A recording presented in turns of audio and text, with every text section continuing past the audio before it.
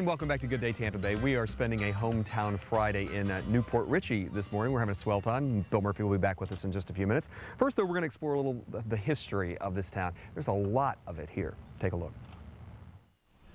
We took the walking tour of Newport Richey with some of the town's historians. A lot of memories here. It was a neat, small town to grow up in. Everybody knew everybody else, and a good, safe place for kids.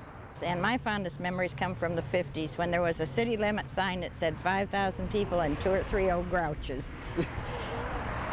It belonged to a realtor named George Smith. But to get to the beginnings of Newport Richey, you have to go to the West Pasco Historical Society in Sims Park. Why, we wondered, was there a Port Richey, then a Newport Richey, a split over development? And those settling Newport Richey had some high hopes. They were going to turn Newport Richey into a Hollywood of Florida, which then the 1929 stock market crash came along, and that all died. But before that, they were serious. Silent screen star Thomas Meehan built a huge estate on the Pithlachascody River in Newport Richey. Newspaper accounts talked of that, as well as composer Irving Berlin and others who were moving here. But it was silent screen idol Thomas Meehan who had the big plans.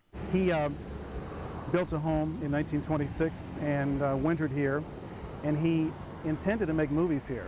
In fact, he said in the newspaper in 1927, "I'm going to make my next movie in Newport Richey." It was called We're All Gamblers. But it turned out it was made in Hollywood, and his hopes to turn this into another Hollywood kind of faded with the Depression and maybe the advent of the talkies. And all over Newport Richey, even today, there are reminders of those early years. The Thomas Meehan Theater downtown, still here today. And Adam Carrozza is with us this morning. He's written a book about Newport Richey. Actually, it's like a compilation of a lot of great, wonderful photographs. Thank you for being with us. You and I were talking a few minutes ago about this town, and you said when you start looking at the history, I mean, it doesn't go back hundreds of years. It's not that kind of place, but it is the kind of place where a lot of people from a lot of other states came here. Right. Talk to me about the clubs. I thought that was interesting. Well, clubs are a very important part of the enclave that was formed here. I mean, the like-minded people came to this area, and the fishing was good, of course, but clubs, I mean, such as Indiana Club and Michigan Club, everybody had a club. Shuffleboard, of course, was big as well. It was a really community. And was that the early years here?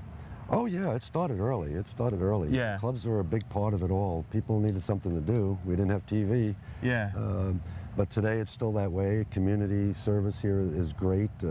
Downtown, they're trying to get people to come back downtown to our We're going to talk more about that later, because there is really a lot going on here to revitalize this downtown area. It's a fascinating book. It really is. I mean, and if you love history and if you love Florida history, it's a great book to pick up and learn some things about it. If you want to find out more, you can contact the West Pasco Historical Society, 727-847-0680. You can get Adam's book and see some other things there as well. Hey, thanks.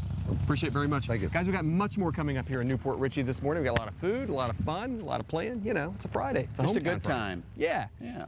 See you later. Okay.